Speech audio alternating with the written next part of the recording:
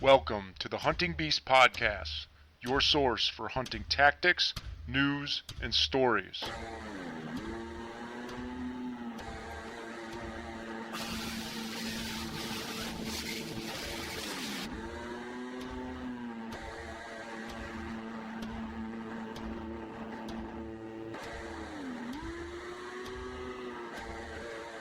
And now your host, Mario Traficante.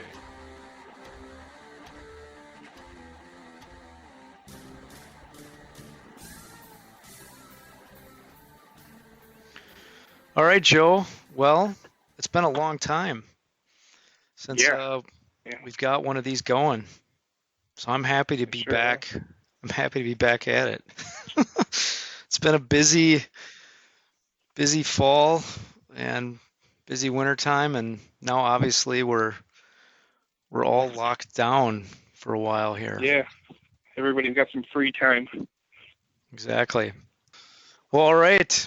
So I think we got some good topics to discuss today. I wanted to kind of focus on different terrain features as well as setups that you used for your season last year. Many of the people that are probably listening might have followed you and followed along with your season last year when you traveled around out of state to two different locations and had some success on two different bucks in state. So I thought it'd be good if we started with your buck that you shot in the early season in your home state here in Wisconsin. If you want to give us a little bit of background maybe on that buck, if we could focus on some terrain features and things like that of each of the areas and how it differs, I think it'll make for a good discussion. Sure. Yeah, absolutely.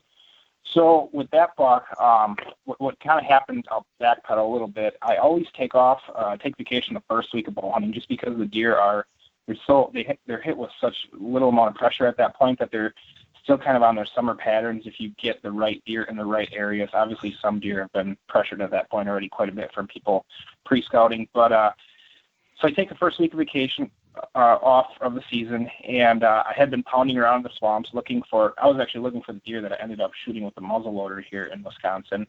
And I wasn't doing very well in the swamps, and I remember scrolling through the Wisconsin Rut Report, and everybody was killing everything over food sources, alfalfa, beans, corn, that sort of thing, acorns.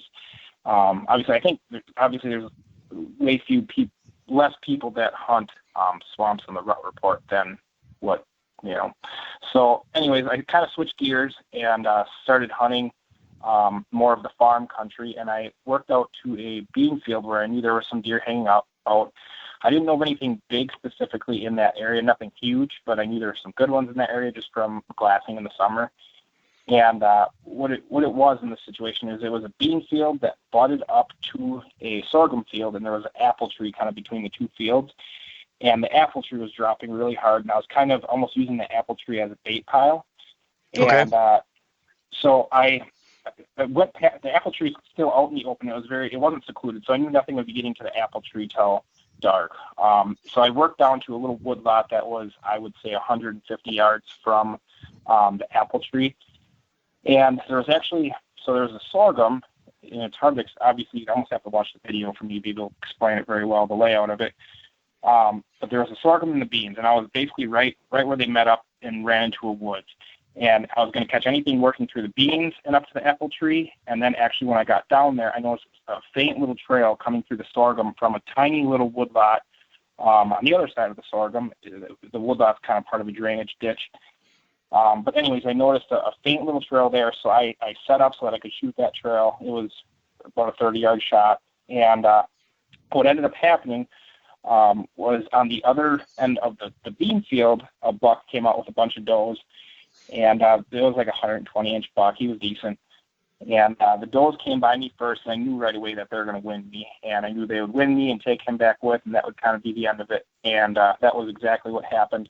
They took him back in the cover, and it was probably still 20 minutes till closing time. And this is where I screwed up. I decided I was going to get down right away and get out of there before. I figured they ran in the woods a little ways far enough that I was hoping they couldn't see out in the field, so I would get out of there without them seeing me, and then I'd make a move on them for either the morning or the next night. Right. And I slung my tree stand down around out of the tree, and there was a loud clank. And the moment it clanked, something in that sorghum went tearing off. And I remember pulling up the binoculars and seeing the buck that I ended up shooting tearing off back into little tiny hardwoods.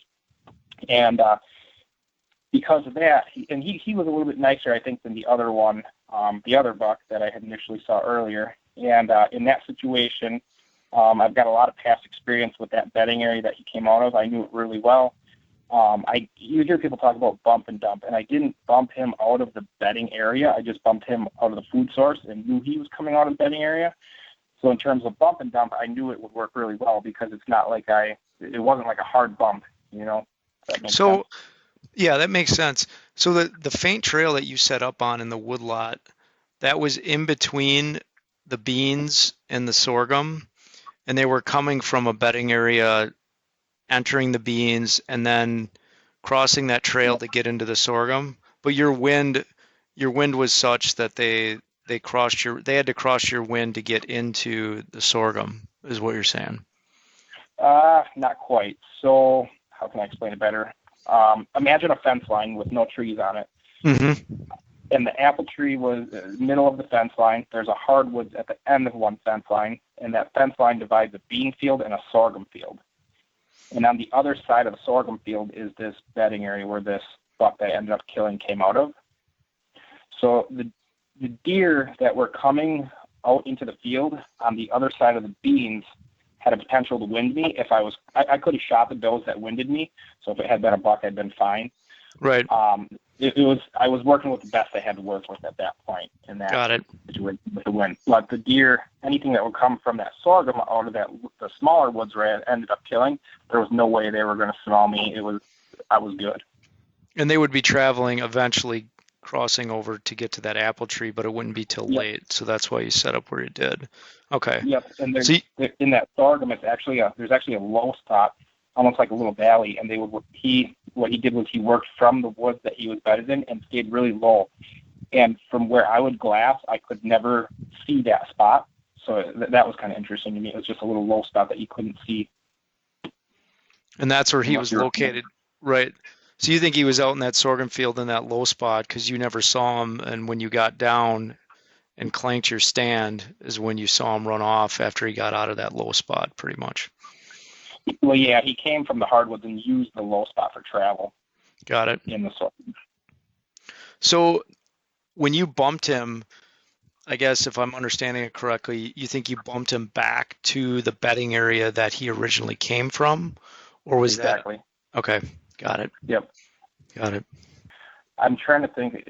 Dan had one of I think it was the Farm Country DVD. There's a video I have of we were actually sitting on the snowmobile videoing a buck laying in a bed, and then I got some trail cam pictures over that same exact bed, and then I ended up killing a buck. He had like a split G2 and a split G3 out of that bed with a muzzle loader that I snuck up on. That was the same exact bed. So explain a little bit, because I know you've obviously hunted some of this property before. What's been interesting to me, and this on an aside, is just how deer follow the same patterns year after year in traveling from bedding to food. And I know that's not always the case, but on certain properties, they tend to just continue to do the same thing. And this might be a little bit of a weird example, but I've noticed they're doing construction behind my house. So for the last 10 years, I've observed this woodlot, and it's about 40 acres. And I've observed how this family of doe, and every once in a while there'll be a buck that beds up there, but they bed up on elevation. And there's the same quarter of the woods that they'll walk down and traverse this 40 acres and feed. And there's like really 3 spots that they feed in. And then they make their way up to the top side of the 40 acres and they kind of disperse out throughout the subdivision. Well, now about 20 of that 40 acres was clear cut, and they're now building houses back there. Now, even with all that disruption, the deer still bed in the same areas. And I realize this is a little bit different situation because these doe are pretty used to human traffic because there was walking trails back there. But they still travel on the same 3 predominant travel corridors, even though 20 acres of the woods is gone.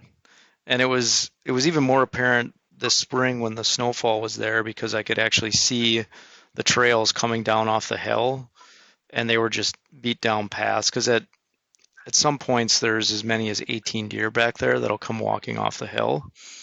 So I'm curious, I guess, why I brought that up is because in this situation, do you feel like how these deer travel out of bedding in this one spot that you described how that buck used that low spot? Do you feel year over year that you'll see the same pattern in how they move out of bedding and traverse the terrain, or is it more sporadic, you think?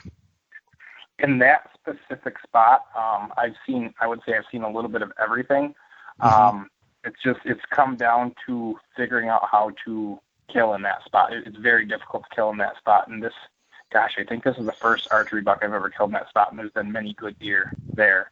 You can't get close to it. I mean, and that's key too. You can't get close to it at night without them picking you off, smelling you, visually seeing you. And that's probably what makes it so key. But I guess obviously the best way to beat them is to get in there as early as possible and beat them back, and have your wind blowing away from them. Right. But, so I understand what you're saying. Is the biggest challenge with getting to them at night? You talked about that they can see you or they'll smell you. Is the predominant wind kind of working not in your favor for an evening hunt, or is it thermals, or what do you think has affected you most on trying to go in on an evening hunt? In that specific spot, I've seen them on every wind use that spot. So I would almost have to say it's more so their eyeballs. Okay. They can peg you with their eyeballs. No matter how you access it, they're one step ahead of you. And in the early season, they just don't move far. And there's not a lot of trees around there. You see that a lot too. Those spots don't get hunted real hard where there's no trees. And I would say that's kind of it. So it's a tricky spot to access due to just vantage point and what they're able to see when you're walking in. Right. Yep. Yeah. All right. So the buck busts out, runs back to bedding. So what's going through your mind at that point? A lot of swear words. I feel like I've blown it, but then obviously you chill out, start thinking about it. And I think I actually texted you that night, because I think you texted me about what you saw that night. You were on something. And I'm like, yeah, I just blew one out. And I was like, I'm going to kill him in the morning. And so I looked at the phone, and the wind was going to be perfect, because, again, I know right where they bed in that woods. The wind was going to be blowing out from where they bed out over some corn.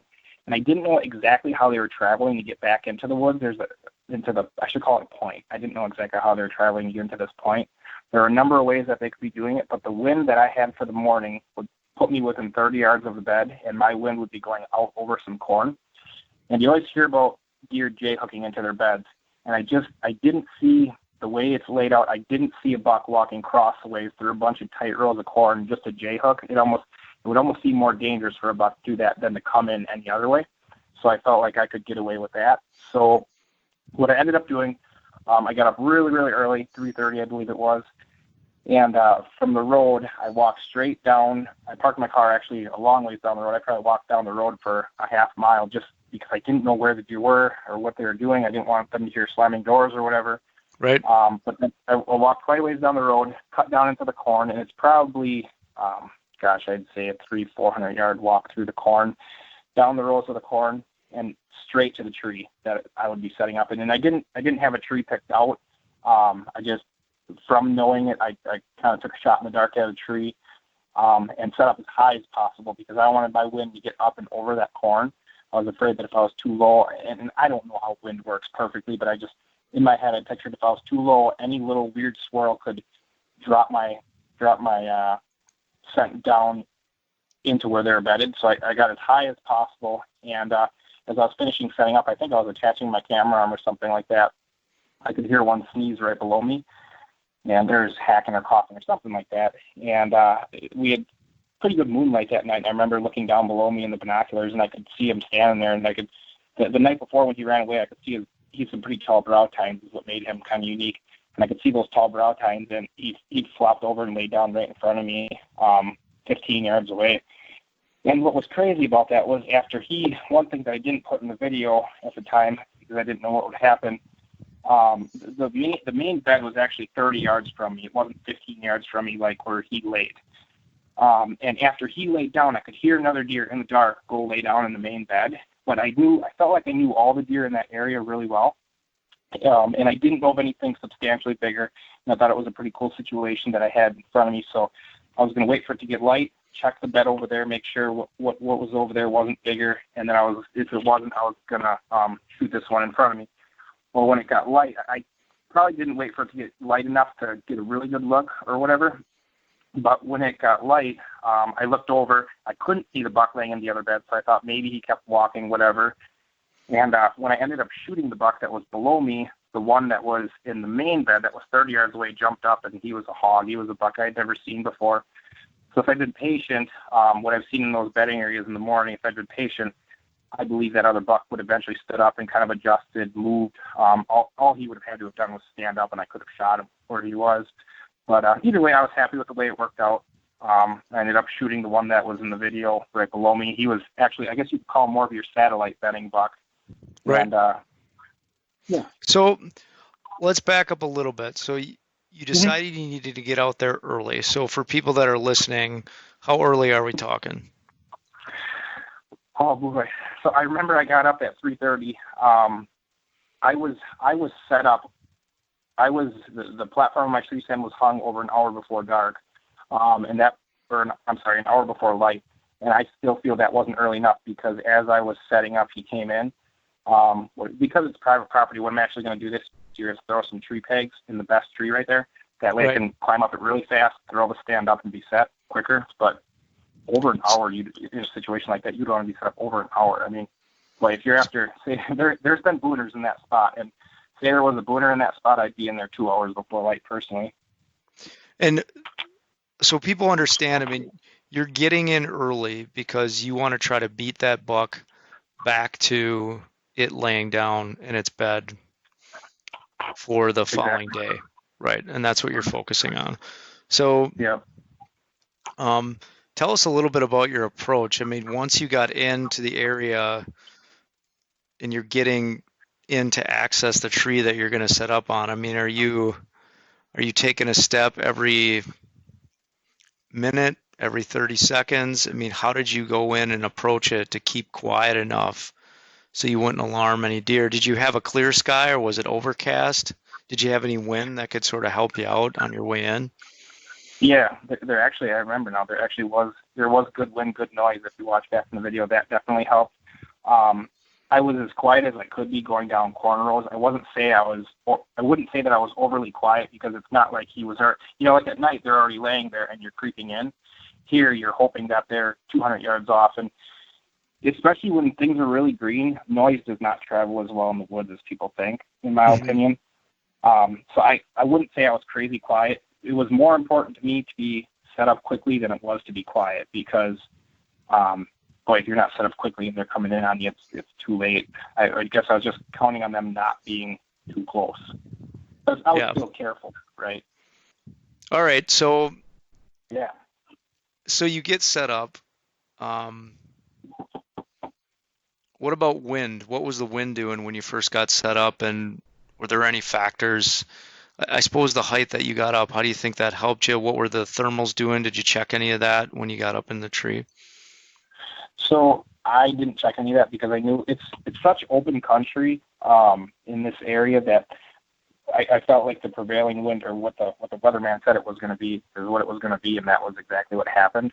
That's another, I guess, thermals. Another thing I like about the thermals and morning hunting so much is that you get those thermals rising. It depends upon what time they're rising, but we've all had those situations night hunting where you get the thermals sucking right down into them, and then they go bugging out of there. You can get away with being tight on them like that in the morning, whereas at night it's a little bit more tricky.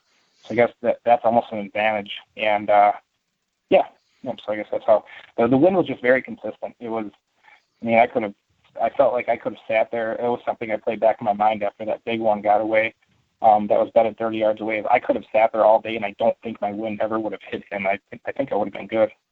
Yeah. So that's really a key situation where you understood like what side of the bedding you had to hunt on. Was there an opportunity for you to hunt on the other side of the bedding where they accessed from? No, if I thought about that a million times over. If I had, because all these trees actually that are in this tip, almost every single tree is that ash, and all the ash borers got them. Yep. So I think I've got a limited amount of time to hunt this bedding area, and if all the trees ever tip over, there is one tree on the other side of the bedding area that would put them within range. But then I'm cutting, and that's a key too, something for people to think about. I'm cutting across one of the. There's basically one of three ways he could have come in there. The deer could have come in there, and I would basically be cutting across one of those trails to get to this other tree. And in the future, that might be something I have to do anyway. I might have to just hope the deer don't come in from that way. But that's key too, to never, especially in the morning like that, you walk across the trail and then he cuts your track below you in the dark. 15, 20 minutes later, I think that would freak them out, and I don't think they would bed down. So that's important too, to never walk across where they're going to walk through a few minutes later. Yeah, so don't walk across their bedding access trail or make a move. You want to try to plan it out where you're on the other side, downwind side of where they're going to bed. Yeah. Makes sense.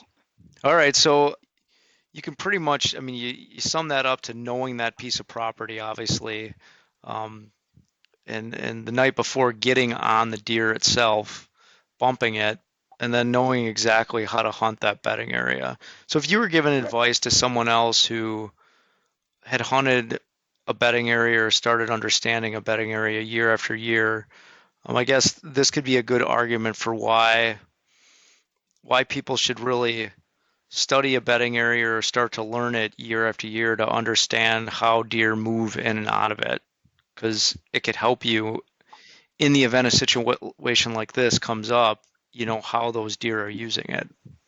Right.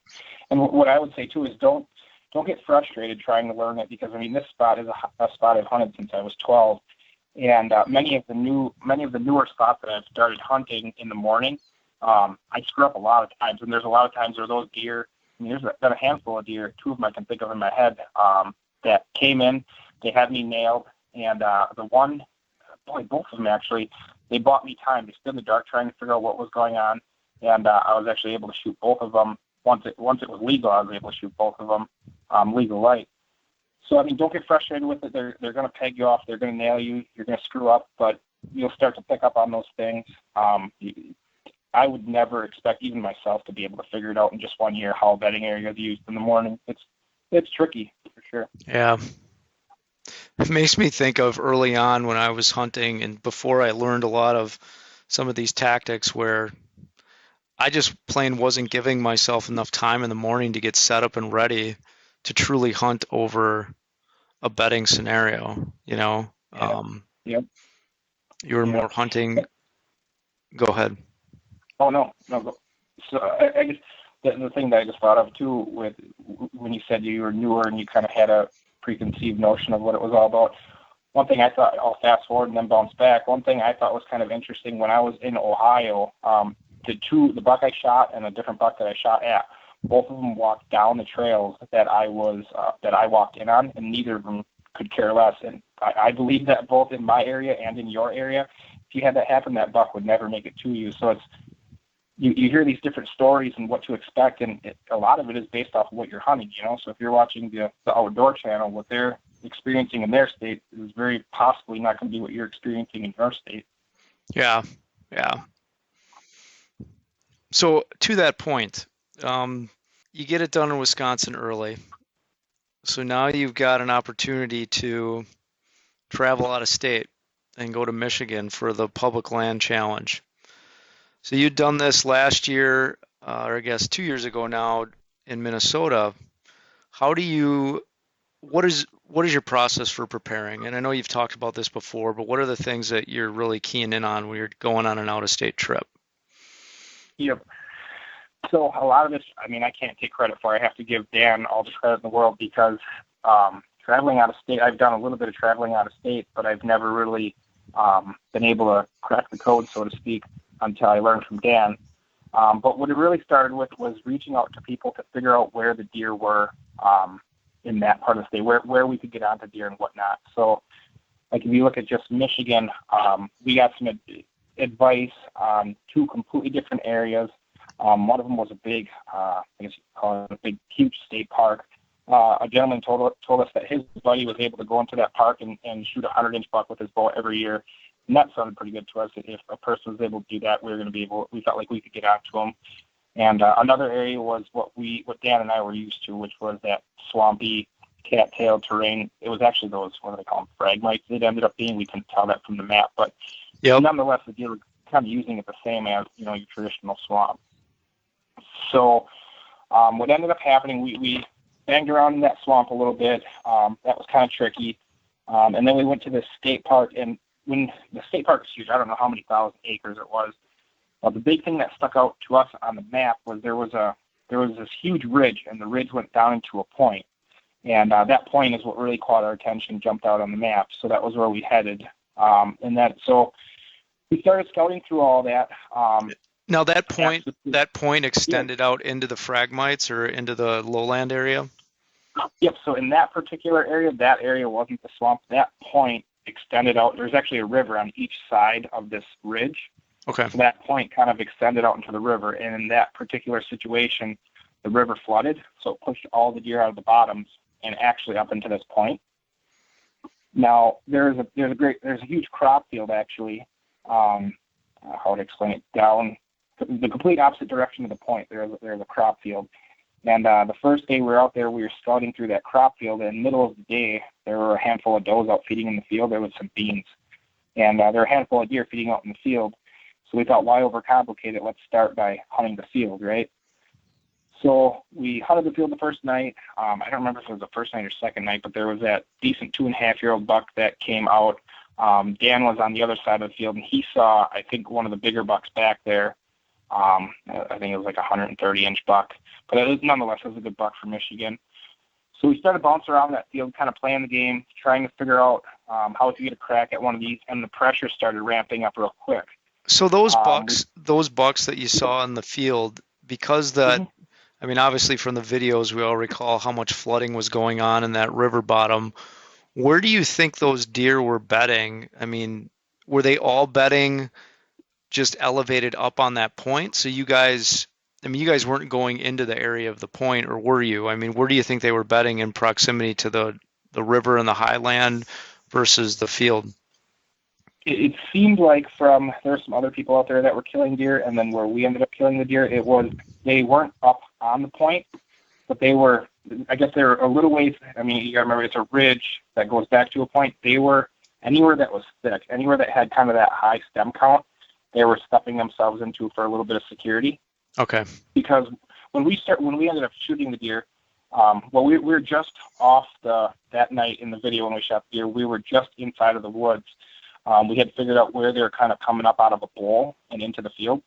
So we were just inside of the woods, and that particular area where we were, it was very open hardwoods. And then you saw that guy come in. He walked right through where the deer were supposed to come to. And when we headed back, it was just very open woods. It was somewhere I would not anticipate a deer wanting to bed down. As we worked back to this main point that we had been looking at all week, it started to get really thick. And you could one thing that's in the video that I always kind of wanted to explain better is when we looked up ahead of us, you could see that there were no large trees, but you could see a lot of foliage down below. So we knew it was really thick because you got the sunlight getting to the ground and making it thick. And that's exactly what it was. That was the bedding area that all these deer were coming out of night after night. They were traveling quite a ways through the open hardwoods, but I believe that's where they were. The beds were pounded in that particular area. So from in proximity to where you guys set up, where you could see that that thick area where the underbrush had grown up, was it up on elevation compared to you, or was it down in kind of a lower focal point? Like, what did the terrain look like? Was it a little bit hilly where you were, or was it flat timber? It was fairly flat timber at that point. It was such a gradual. You picture a ridge that's real steep on each side that drops down, on your left and your right that drops down, and you keep walking that ridge, and that ridge eventually tapers and kind of becomes flat and brushy, but then goes to a point. I got it. That's what it was like. So that slow taper down on there, that's when you started getting that underbrush that grew up a lot, and that's where the concentration of beds and deer were on there. Exactly. Yep. So really the Yeah. elevated water, the land feature that you guys were able to hone in on was really a narrowing of that ridge and that whole body of high ground into the smallest kind of possible concentrated area. And then to add to that, you had some thick underbrush that had grown up because of the sunlight having access to that area. Exactly. Yep. And Cool. that's one thing. I guess I'm stealing the word high stem count from Justin Wright. I've talked to him quite a bit, and he hunts a lot of the hill country in Missouri. And that's what he always explains. You got to look for those areas where it's just real thick, high stem count.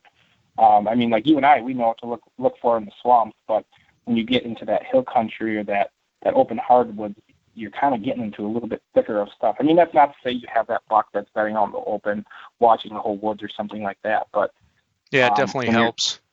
Yeah, when you're just running into a new area trying to figure things out, it's a great starting point.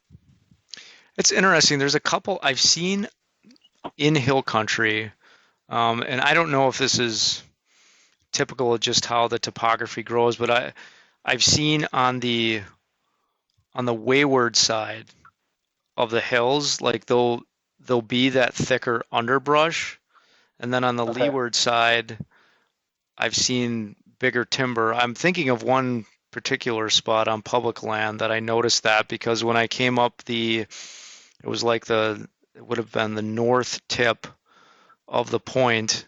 There was a good parallel trail that ran, right on the top of the ridge and then a little bit at 2/3 elevation. And there were some rubs that went in there, but on the wayward side, it was much thicker. Like it was all tangled sumac and other trees that were up on top of there. And then the oaks were on the leeward side, which was just sort of interesting that that's how it laid out. But you could see the corridors going in and out of that thick stuff where there were beds in there. I've never hunted that spot. It was on public. Because normally the spots surrounding there, I had just hunted the marsh. But it was during gun season when the weather was windy and blowing some rain, so I just was walking the area to try to check some stuff out. But it sounded very similar to what you just described, the way that ridge laid out. That's interesting. Yeah, because I really, if I told you I was a great hill country hunter, that would be a lie. That's interesting hearing that from you because to kind of hear how they use that, that's a whole tricks. The difficult part is in walking through there, like I could see, so that particular spot when the ridge came up on the high point of the south end of the ridge, it spilled out into a field, like a CRP field, right? And it probably changed elevation on the north end of it by 500, 600 feet in elevation. But and that trail clearly ran all along the top of the ridge, and on the leeward side there were you could see where there were plenty of oaks on that leeward side where a lot of browse and feeding was taking place, and there was a couple of trails that were perpendicular that came up over the ridge and then into the thicket on the wayward side. I don't know, it'd be really tricky to hunt because that CRP that you talked about, is that higher ground than the ridge, or is it lower, or what's that like?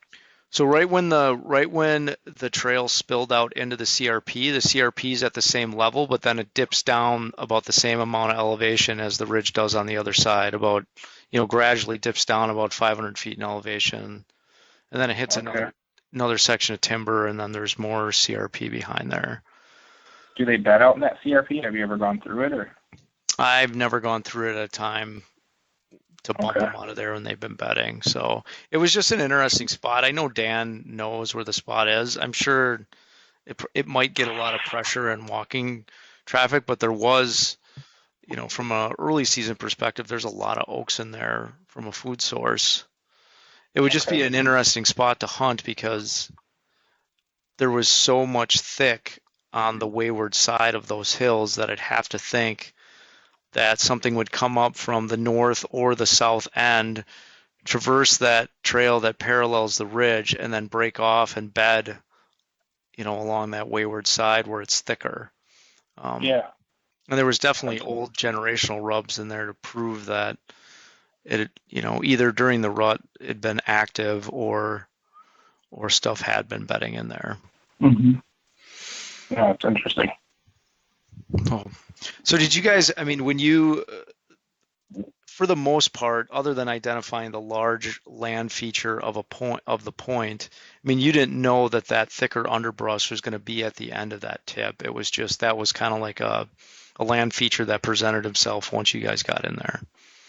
Exactly. Yeah, we had no idea, and then we just knew that deer were coming from that direction every night, and we didn't know how far back they were, and because we had gotten bumped by those other guys, we kind of went for broke, and as we got back there, we bumped up one deer, didn't see what it was, and it was getting thicker, and it made a lot of sense in that way. So that's a good point that you made. You said you bumped one deer, and then it made a lot of sense. When did you know that you needed to stop and set up and not go any further? So I was that specific night. If you watch the video, I was a little low and tight, and I was going to bulldoze probably another 20 or 30 yards. And Jake kind of tapped me on the shoulder. He's like, "Hey, if we just bumped that deer, we should slow down." And he was exactly right. That was a satellite deer of some sort. And we had probably gone another, I don't know, 20 or 30 yards beyond that satellite deer. And we realized that where we were, we had a trail on each side of us, about 20 yards on each side of us, and it just, at that point, we didn't want to go any further, and it was a good decision because I think it was like 5 or 10 minutes later, we looked over and he was standing there. So we set up probably with that deer being, gosh, he had to have been within 50 yards of us, maybe a fuzz more when we did set up on him. So you guys using your binoculars in the timber as you're walking through those areas to kind of see if you're coming up on those thicker spots, or No, are you using mapping like on your phones to understand how you were located in proximity to getting closer to the point? Yeah, that we were, because if we go too far, then we would get to the end of the point and get to the water, and it would be just pointless at that point. Yeah, got it. Cool. So tell us a little bit about the hunt. So you guys get set up. What happens at that point? Yeah, so we got all set up, and I remember saying to Jake, or saying to the camera, as early as some of those deer were getting out to the field super early, and for those deer to have gotten out, I remember saying in the video, so if I say a distance right now, it might be a completely different number, but I'm just going off memory. It was, I don't know, I feel like it was a quarter mile from this bedding area out to the field. So I knew that for anything to get out to the field as early as they were, they had to have been up on their feet pretty darn early in this bedding area. So I remember turning to the camera and telling Jake that if there's something moving in there, it could be very soon at any time. And when the camera started recording, I remember the sun was still on my face. And in so many instances at home, it seems like prime time hits the moment that sun gets behind the tree line, the moment the sun sets. But I remember the sun was high in the sky, and I looked over, and I had that gray sweatshirt on, and my bright white arms were shining, and I remember reaching over and pulling my sleeves down because I had my sleeves up. That way my arms weren't so bright because the sun was shining on them. But they were up moving early, feeding, munched on acorns. And I remember he kind of kept looping around the bedding area to different acorn trees, and I kept thinking, man, if he decides to go back into where he came from and loop out of here a different way, we're kind of screwed. So I remember telling Jake that we got to take whatever opportunity this thing's going to give us. And when I shot him, I think it was like 32 yards. I would have loved for him to have come closer at like 20 yards or something, but you really have to capitalize on the opportunity when you've got it, you know. So did you guys have, in that situation, did you have a crosswind that was coming across the point kind of where you were at, or was it coming straight out of bedding, or how was the wind working in your favor? If I remember correctly, it was straight out of bedding. It was pretty perfect. Nice. That was a good situation for walking back into that location as well. Yes. Yep. And the nice thing too, sometimes you get that crosswind where it's kind of blowing across one trail, and you have to shoot the deer before it hits your wind. The crummy thing about that always is if you get that doe that comes out of bedding, or you get that small buck that comes out of bedding first and hits your set and goes tearing back in, you have to kind of set up for those two. Sometimes you can get tight to those trails and get higher than heck and get the wind out over them. But that's something you have to be mindful as well. Yeah. That's an interesting hunt, though, because lately we've been hunting so many swamps and lowland areas and marshes that the the thought of getting in an area that's big timber like that, but finding a thicket of undergrowth or brush to hunt, but you're effectively hunting it in the same way. If the topography narrows down and it gets to a thick area, much like you've got small trees or red brush out in cattails, but it's kind of the same concept is happening. Instead of a sea of cattails, you've got open timber that's between you and the bedding. So it is interesting how they draw parallels to the different types of topography. Yeah, definitely. Cool. All right. So you guys get it done there. Had to drag the deer out quite a ways back and through some water. Yep. Now, I guess one thing I'll add that was kind of interesting, the way we drug that deer out down a different trail. That trail was flooded. I think the water was like a little bit over our knees or something like that. But we had to, if you watch the video, you can kind of see we go uphill and then back down into the water. On the other side of the point, the terrain looks the same, but on the other side of the point is where the trail comes up from the other way. This is not the way we accessed, but it was a trail that was flooded shut. And we had one more night of hunting. We went back in there with Dan and Jake cameraman, went a little bit deeper than where I shot my buck, and I went on the other side of the point. And the moment I got across the trail, the main access trail, I bumped the deer, and it sounded like a big deer. He took off, and it was the way he was bedded. It was very smart. And one of the locals sent some trail cam pictures of the bigger buck that was in that area, and I sent it to Dan, and Dan's like, "Yep, that's the one I saw out in the field." And Tim was there, our media guy, and he's like, "Yep, I'm pretty sure that's the big one I saw out in the field." And to this day, I still wonder if that's the one I bumped, but it made a lot of sense because this deer was laying where he could hear any normal person come up that trail, up the main trail, and if anybody cut in towards him, he was going to boogie out kind of into the river bottoms, I guess you could say. So I think the big mature boy had it all figured out in there, and I just pushed a little too far on him the last night. So that's a good point. So do you think, is it as simple, and I don't want to make it sound as simple, but is it as simple as you just wouldn't have pushed as far in to hunt him? Or what other things would you have to do to hunt that specific deer if you felt that he'd be bedding in those two areas? Like where you bumped him the first time you went in and where he was bumped the second time? Well, I only bumped him the one time. Am I explaining it wrong? Yeah, no, I get it now because you didn't know the first time you guys went in, that was probably a different deer and not him. Yeah. Yep. That we talked about that first deer that we bumped and then I shot mine. Is that what you're thinking about? Yep. Yeah. I'm thinking that was because the buck I shot had a little buck with him. There was a doe and a fawn in there. So, and the way it was bedded, it wasn't really bedded like you'd see a big buck bed. So I think it was some younger animal. But then on the very other side of the point, it was kind of untouched. It was an untouched area that had been unpressured at this point in the season. The main access trail that usually gets used every year that wasn't getting used because it was flooded. I came at that trail from a weird direction. It's probably why I'm so confused in the way I explain it. But this other buck was assumably a buck. I didn't see him, but it sure made a lot of sense that it was a buck and the way he sounded and everything. He was bedded right off of this main access trail, watching, listening, smelling all the deer, all the humans coming up this trail. And in that situation, I told some of the locals were asking me about it after we left, and I said I would step off that trail 20 yards, creep up a tree super slow. I wouldn't get too high and get picked off. But that deer was bedding, that other deer in there is bedding off of a main access trail where all the people are walking through. He's paying attention to the people. Yep, that's interesting. Which we've talked about before on a lot of public property where some of the more mature deer will do that. They'll watch the access trail of people coming in. Yep. All right. Well, cool. So you get that one done, but you're not satisfied. Well, it was your idea, right? To go to Ohio, or whose idea was that, Dan? Yeah, I think Dan first started talking about it. Then I was, I wanted to try to make it happen, and I knew things were just going to get busy with work and the family. But I tell you what, this year we're gonna have to make it happen. We're all locked Yeah. inside here for so long, If Yep. anything, we gotta. So if you go again, Joe, you gotta twist my arm, and I will go with you. I'll make it happen. All right. So Sounds good. let's talk about Ohio. Obviously, you mentioned this a little bit earlier with the terrain being different. It's not like we haven't hunted hill country here, but it's not the predominant terrain that we see in the southeastern or southern part of the state here.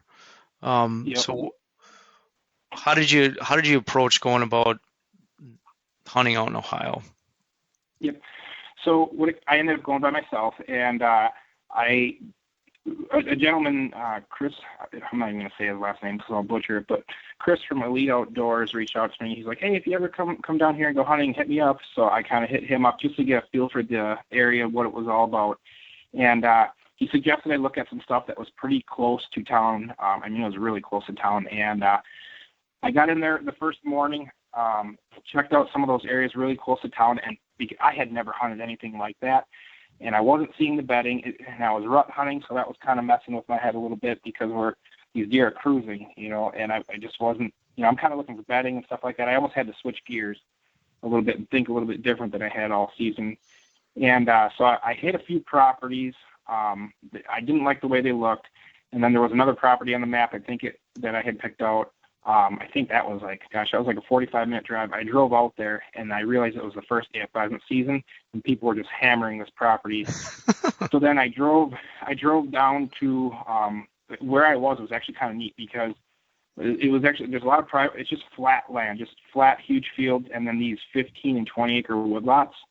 I left that area, drove like an hour, and I was in hill country. It was, what do they call it? It's the foothills of the Appalachian Mountains. And it was some aggressive hill country, not like we see in western Wisconsin. It was very aggressive. And I got down into there, and I think I spent the whole day scouting, trying to remember the sequence of events, but I spent the whole day scouting, and I wasn't seeing squat for deer sign. And what actually tricked me was they had a huge rain, so all the tracks were kind of washed away, and all of the rain pulled a lot of the leaves off the trees, so it covered everything. So there was no sign on the ground. And So I'm like, there are no... Oh, go ahead. So when you were on your scouting, focusing in on your scouting, specifically around the sign, what types of things in that terrain were you looking for? I mean, obviously you're looking for tracks, but I think how are you traversing the terrain? If you've got this big unknown area that you're going to, I mean, what specifically were you focusing on as you walked the terrain? Like certain elevation points, or was there, I guess, how did you approach it more specifically? And then not only looking for signs, but what other other than tracks type of sign were you looking for, I guess is what I'm trying to say. Yeah. During the rut like that, I'd like to bump a big group of does personally. I did that in western Wisconsin that one year. I just kept hitting stuff until I started bumping does, and then I would set up right where all the does were, and I killed deer that way. But even out there, it was crazy because I was hitting in the hill country and even in the stuff near town. I was going through all this stuff, and I wasn't blowing deer out. I wasn't bumping them, and I just felt like there were no deer there. And I remember messaging Chris. I'm like, "You guys really kill deer out here?" And he's like, "Yeah." He's like, "You just gotta stick with it." And that night, I'm trying to remember, but I think that night I ended up going back to town, and he's like, sit up against this one person's backyard. He's like, it was a pretty big backyard. It was like a field. It was like a, what do you call it, a CRP grass. He's like, sit up against it. And I'm like, okay, whatever. I'm just going to burn my night sit here. And sure enough, here came a 2.5-year-old buck out of the CRP grass and went cruising right through these people's backyards. So that was kind of a little boost in confidence. And I remember texting him at that point. I'm like, why am I not seeing any sign or tracks? I'm like, what is the deal? He's like, dude, it just rained here for like 3 days or something like that. So then I was like, I kind of had to reevaluate everything because there was zero sign, it was 100% covered. So you weren't seeing any fresh scrapes or any rut activity or anything like that because it was all covered up. Yep. Exactly. Yep. So then I just couldn't wrap my head around the tiny stuff near town. So I went back out to the hill country, and I remember Chris, he's like, I would suggest taking a look at this one ridge. And I figured it had been something that he had hunted before. And I remember after everything was all said and done, and I ran into a big one in there. He's like, "No, I've never actually stepped foot up there in my life. I just figured it might be good." Yeah, and I kind of laughed because I thought he had experience up there. But I went up into this area. It was a heck of a hike. I remember getting in there, losing cell phone reception, so that was kind of eerie because I was by myself. All I had was my car. I didn't take a truck or anything like that.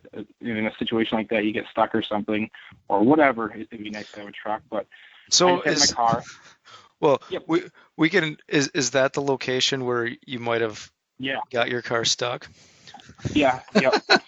So I think I'll kind of lead into that. So I went up into those hills, and I spent, I think that was the second day. I spent the entire day just cruising all these ridge tops. And on the ridge tops, I started getting into some big rubs and some big scrapes. So what kind of change in elevation are you seeing in these ridge tops versus what we would walk in like western Wisconsin? Oh, I'd have to look at the map again. I would, like that place that you, I, and Dan went to that one time. Yeah. I would say it's like double that high. It's double that high. Yeah. Does 1,500 feet sound right? Yeah, I want to say that's what it said on the map. Yeah. Yeah. So, and they have these, I don't know what they're called. I guess I'd call them like prickly thorn plants or whatever. Mm-hmm. Where we don't have them around here, but you can't really walk everywhere because these things they like snag on your legs. It's like a bunch of vines and ropes, and they're prickly. And it actually, I figured out that it actually kind of funnels the deer where they walk. You can see where the trails are because they're walking where these things aren't, it almost seems. But I started running the ridge tops, and I put quite a few miles on the ridge tops, and it was a warm day, so I hunted a little bit closer to the vehicle that night. And I had, I don't know, a few 1.5-year-old bucks, maybe a 2.5-year-old buck cruise. I was up on a ridge. They cruised pretty low below me at last light. So then that kind of told me these deer were bedding down in the bottoms in this particular area because that's kind of where they're coming up out of. And I remember this part's kind of important. I adjusted the deer were all cruising at 40 yards. So I don't want to shoot 40 yards, but I adjusted my pin to 40 yards just in case the situation happened where I had to shoot 40 yards. And, so when you saw them cruising, oh, sorry to interrupt you. No, go ahead. But when they were cruising, so what proximity did you set up off the top of the ridge? And I guess what was the wind doing, and what elevation do you think they were cruising at? Were they cruising on that 2/3, or was it at 50% of the elevation? Or go ahead. No, I would say they were 2/3. That's about right. And then every once in a while, I could kind of see in the distance, they're kind of like these little saddles. They would cut over the top of the ridges. I was right on top of the ridge, so that anything that was on top of the ridge, I was still high enough in the tree that they wouldn't be, I wasn't right in their peripheral vision or whatever. I wanted to get, still high enough. I guess, does that answer that? Yep, that does. No, it makes sense. Yeah. So anyways, that night. Now, were you trying to get, I got one more question. I'm sorry. Yeah. When you set up relatively were you fading more towards the leeward side or the wayward side, or could you shoot to both sides of the ridge, or how did you play that part of it? It was a pretty skinny ridge top. I could shoot the whole ridge top, anything. But I think I could have shot on both sides of the ridges if I remember correctly. And I just sat on, I was more so throwing it wasn't a real educated setup. I was more so just throwing a sit at a spot. It was a knob actually right there with some signs, some scrapes. So that's why I ended up there. Now that I think about it, I'm trying to remember some of this back. But I just kept my wind blowing out over, there's like a bowl behind me. And even though that's where the deer were actually coming out of. And I don't know if my wind was going over them. I remember the one buck kind of smelled something and got a little bit edgy, but it wasn't a real genius setup or anything like that. I was kind of throwing a sit to try and figure out what was going on. Yeah. Yep. Totally makes sense. Okay. Yep. So then, what I think, now I'm going to make myself sound like a weakling, but what ended up happening, I don't think so much scouting that day. Well, never mind. I'll keep going. But I did so much scouting that day, so much walking. I didn't drink enough water, and I started getting one of these pounding migraines where, like, even my own flashlight, when I was walking out that night with my stand on my back, even my own flashlight was making my head hurt. Sure. And I remember getting down to the car, and I sat down in the car, and I'm like, thank God, I'm finally done with that. It took that abuse. And I backed up, and I remember just feeling the rear end of the car drop down into this ditch, and I looked, and I got out, and I looked, and my front tire was in the air. My one front tire was in the air because the back tire was in this ditch so far, and there's nobody around. There's no cell reception. My freaking head's pounding, and I'm like, Jesus, now what do I do, right? And it's kind of a sketchy area. These people live in these kind of like these tin huts, and I remember driving by the one house, not to sound like a privileged little white boy, but I remember seeing a bunch of guys that looked pretty rough. They're all standing in their yard shooting their pistols, and I was like, oh, geez. So it was kind of sketchy nonetheless. And what I ended up having to do, I remember there was a creek on the other side of the road, and the neat part about the creek, I walked through a few of these, I remember there's these huge flat rocks. So I ended up pulling my tire jack out of the trunk of my car. I jacked up the car, and I spent, gosh, it was, I don't know, hour and a half, 2 hours, digging these flat rocks out of the creek, building jacked up the car and built almost like a ridge that my tire would back out on. And I finally got out of there, but that was quite the experience. I remember halfway home I had to stop at a gas station and grab some Advil. It was ridiculous. But yeah, I remember when you I remember when you texted me and you were telling me that story, and well, especially when you're doing a solo trip like that and you don't know the area, and all things being equal, you start hearing sounds of dueling banjos in the background, and you might think it's deliverance is going to happen, but it's all right. Yeah. And I don't carry, because I'm a tough guy, right? I can handle it myself, but I don't know. Maybe I'm not so tough. Maybe I need to start carrying for situations like that. Well, no, it was all good. It was all good. You were able to figure it out. I actually, when I was digging the car out, a lady drove by, and she was pretty rough looking. But I'm like, hey, you got anybody around here with a truck?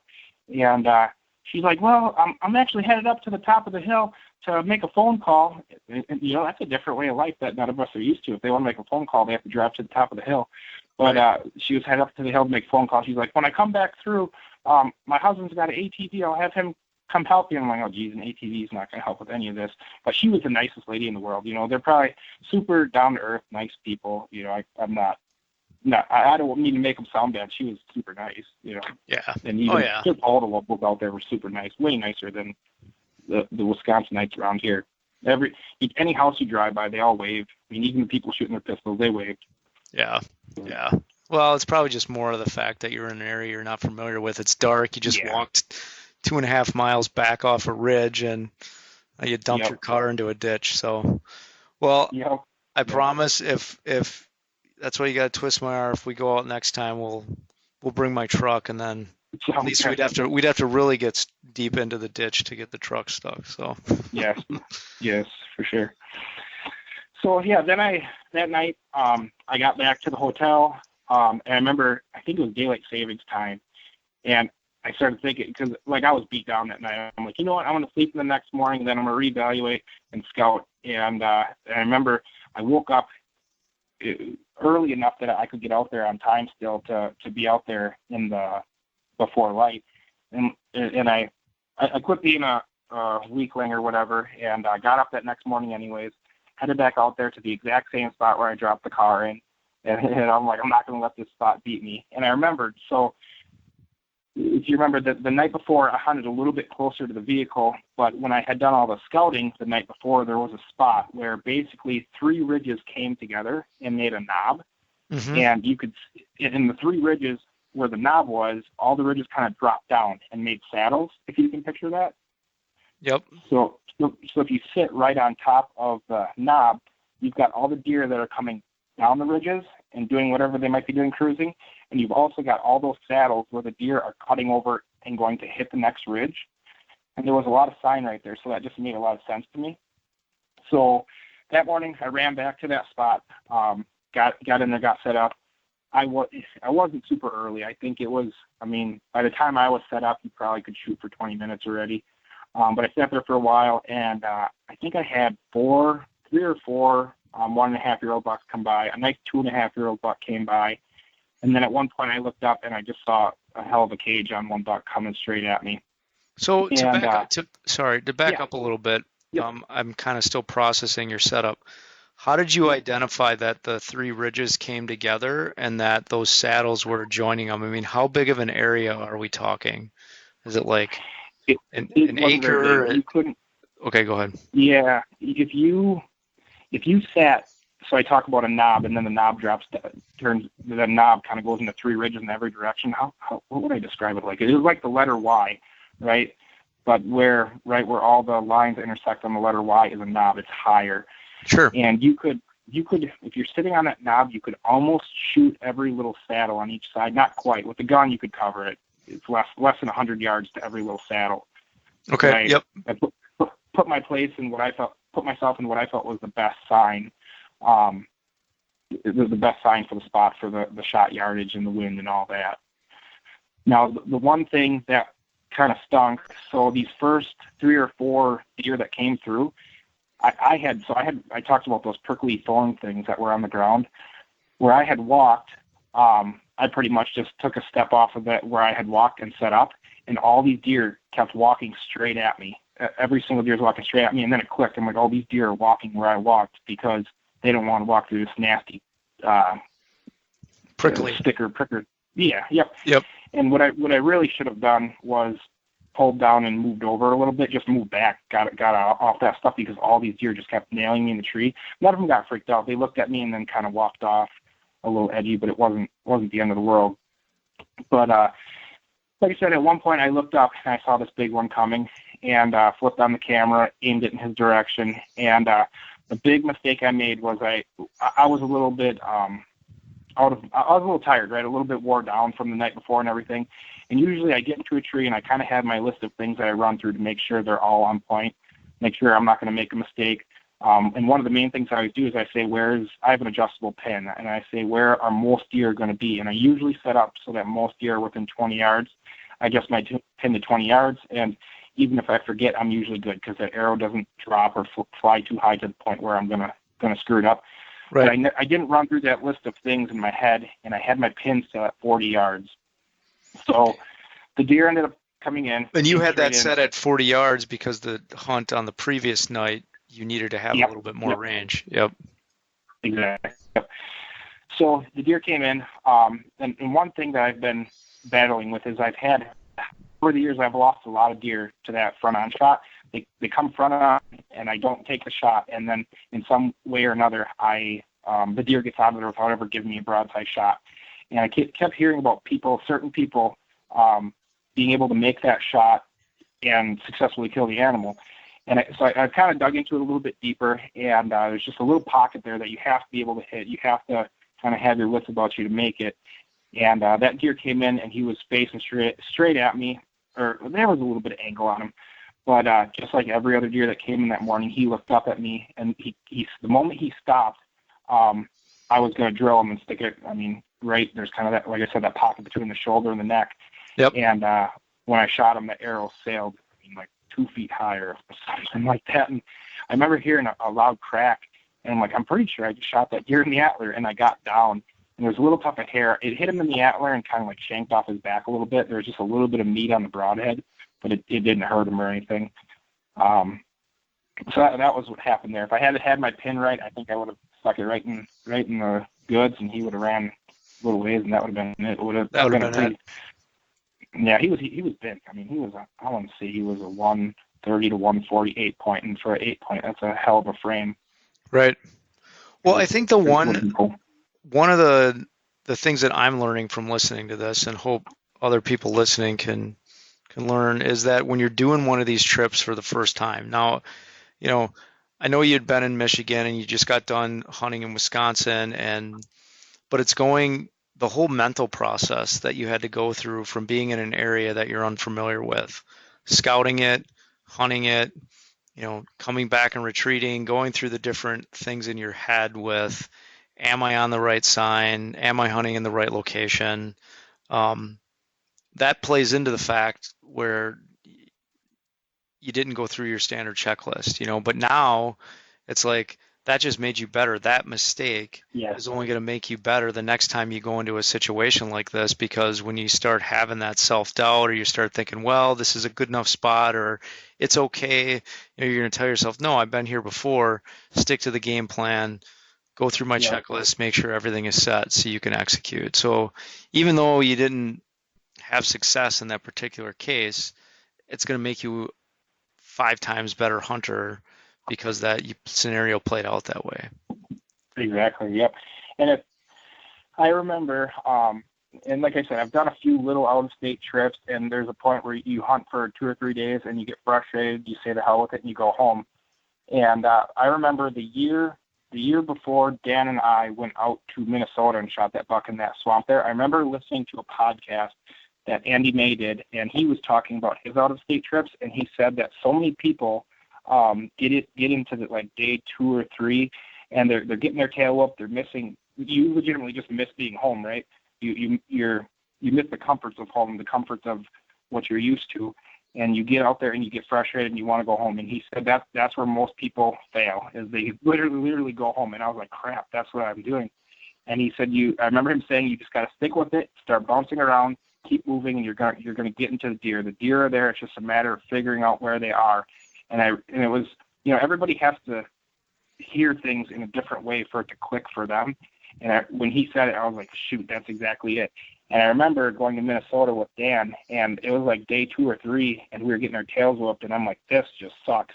But I remember him saying, you gotta stick with it. And Dan's like, let's go up and try these swamps. And we got up to the swamps, and pretty soon the first night we saw that, I was like a 2-year-old, and we were into the sign, and then it got good. So the biggest tip I would give people is there's going to be that point where you're just frustrated, you've had enough.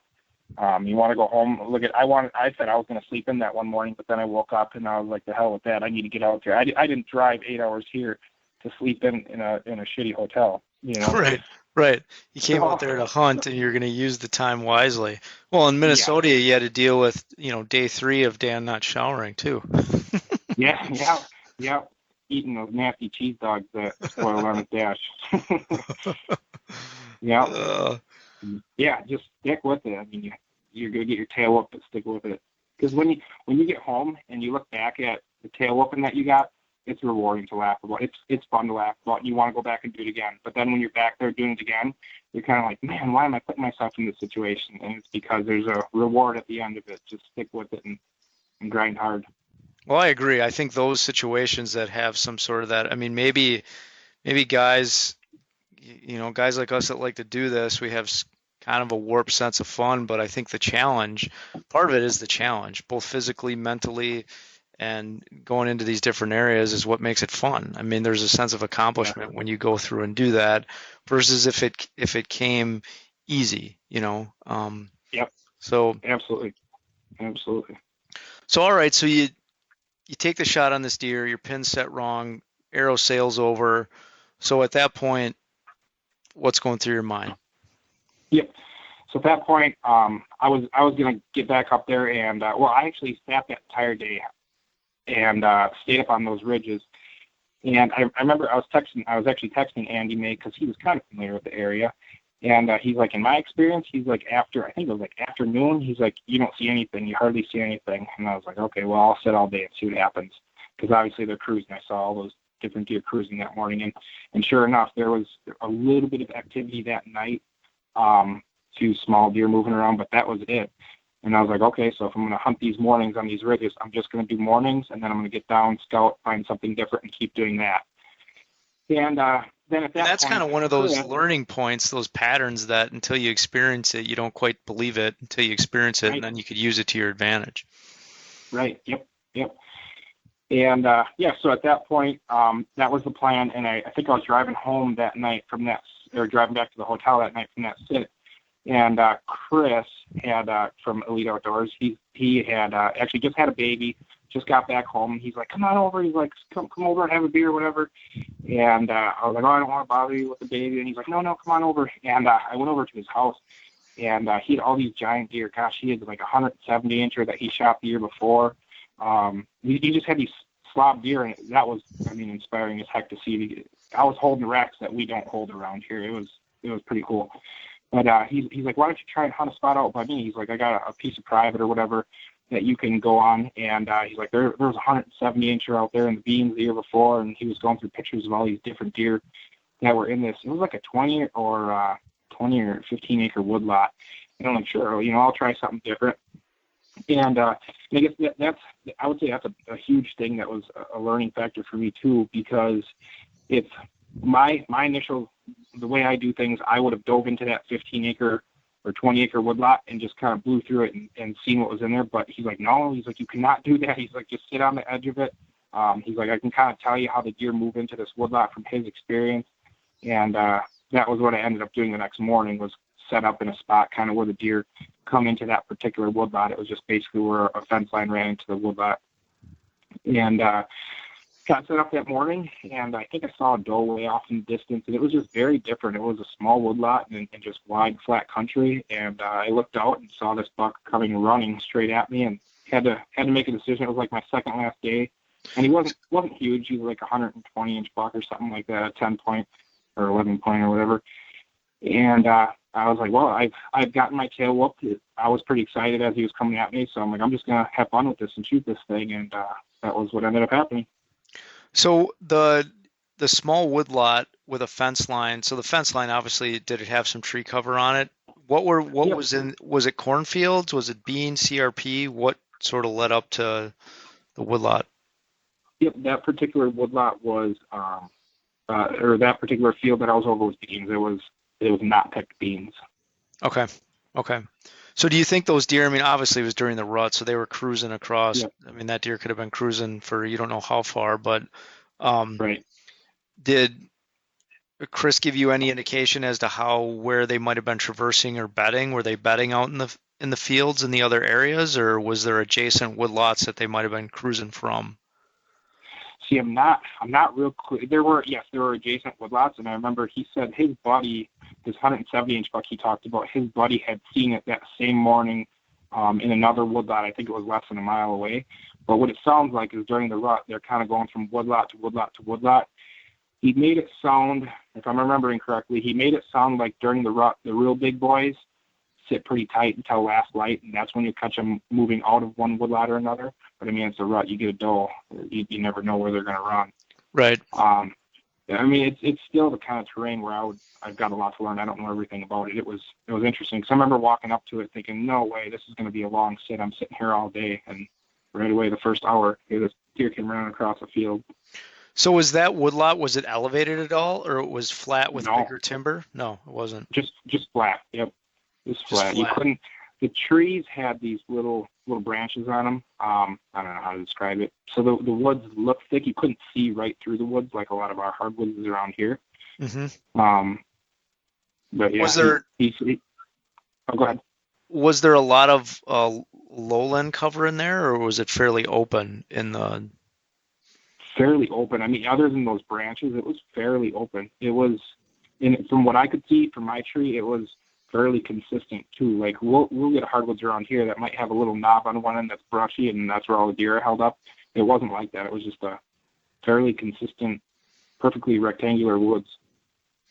So that'll make it tricky if deer are held up in there because they can see you from a vantage point of walking into it, and probably contributes to having to just hunt the fringes or the edges of those without pressuring them too much, especially in these situations. Yep, that was what he said, yeah. Interesting. Cool. So buck comes in. Did you actually shoot him? I forget from the video. Did you shoot him when he was coming right into the edge of the woodlot you were sitting in? Did you shoot him out in the field, or how did it? Yeah. Yep. So he came. I actually had a perfect 20-25 broadside shot. I was going to shoot him. It would have been real simple. And just as I was easing into the trigger, he turned and faced straight at me and kind of walked a little closer to me. And then he was like 15 to 18 yards away, quartering to me pretty hard. And I was like, here we go with this quartering forward crap again. Yeah. And I'm like, well, I'll wait. He'll turn eventually. He wasn't buggy or anything. My wind was kind of cutting to him at a slight angle.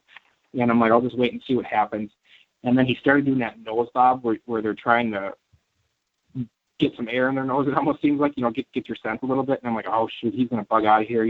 All he's got to do is run out to the field. You see it where they run 20 or 30 yards, turn back and look, and he's too far. I can't shoot him. And I'm like, you know what? I'm going to try this quartering forward shot. And I settled the pin nicely right on his, right in that little gap, and squeezed the trigger. And he ran. I mean, it was like, I don't know, 30 or 40 yards, and just piled up. And I was just piled up. It was efficient. Yeah. Yeah, my buck, I actually had that quartering towards me shot too as well. He was only 20 yards out at most, but I just had a little tiny window through the brush. And I had to make that same decision too because he was coming down a trail that ran perpendicular to me, and the wind was, it was that same scenario where if he would have gotten past me, he would have got into my windstream. So I Yep. I made a decision, and I actually, in that scenario, I lucked out because he piled past me at 100 miles an hour and ended up getting his rack caught in a vine that was probably 3.5 inches round that was right next to the Yeah. swamp. And it took him up off his feet, and he flopped on the ground and died right there, 20 yards from me. That's awesome. So, That's awesome. I remember that. because they, Yeah. And yeah, go ahead. that quartering forward shot too. It's so controversial. I remember messaging all you guys. I'm just gonna put this video out, but I was apprehensive about it because you're gonna get all the keyboard warriors fired up about it. But if you think about it, I guess the thing, and maybe you want to cut this part out of the podcast or leave it in or whatever. But if you think about it, you've got all these outdoor TV channel people saying, "Oh, don't take those shots. They're not showing those shots." Things of that sort. And in a way, that's a good thing because you don't want every single hunter out there taking those shots. I would personally not want the 12-year-old, much less the 16-year-old me taking that shot. But I've been in that tense moment so many times that I can calm myself down now. I can look at the situation and make quick decisions. So it's not for everyone, And if that kind of shot makes you uncomfortable, I wouldn't do it. I would say you're not ready for it yet. Right. And just like any other shot, if you could shoot him broadside, hit him high, hit him low, hit him back, and screw it all up. I mean, you can still screw it up. It can still happen. But if you're not, I think it's I guess that's my rant. right. No, and I think you're accurate. It's a shot where if you practice your arrow placement and you're confident in what you could do at certain ranges, then you have to think about in the moment, is that the right shot that you want to take for you? And I think you don't get 100% of the deer that you don't shoot at. I think Dan has talked about that before, and I've had some of the biggest deer that that I've had in front of me where I second guess the shot, and then I've got good footage of them walking away that I get to look at for the rest of my life. And that's fine. In the moment, you make those decisions, and I think the big thing is feeling good about the shot you took, and obviously you got it done, so it worked out well all the way around. And anyone who claims that they've never had a bad shot on a deer, I mean, I think they're probably lying because we've all had bad shots. If you've been any amount of, any sort of aggressiveness in any of the shots that you've taken, you've probably, come up with a bad shot. Deer react to arrows different ways, so. Yeah, absolutely. And I remember too reading the YouTube comments, and a lot of people were like, "Oh, we appreciate the transparency. That's actually pretty cool. That's interesting how that worked." And that was pretty cool. There were a few trolls in the comments, and that's really all they were. But then, and I remember it was like a week or two later, the hunting public, Aaron, had a buck come in on him, quartering forward hard, and mind you, he was on the ground. I was in a tree, but he stuck it right up in that front area, and I don't remember if he shot the thing twice or what it was, but same thing, he had success with it. So it can be done. Yeah, I remember that hunt, and I remember on the video, I think he was really concerned afterwards about where he had hit it. But he ended up killing the buck, but that was a big buck he shot off the ground. It was a pretty cool hunt. Yeah, it was cool. All right, so you get it done in Ohio, and now you're traveling back to Wisconsin, but you're still not satisfied, Joe. So what do you got left? I got a pregnant wife at home, and I'm like, oh man, I gotta get this out of my system while I still have time. So no, so we had the gun season left, and the specific buck that there were two bucks that I was after. One of them I couldn't really get a beat on him, and the other one I had a lot of history with, the muzzleloader buck that I ended up killing.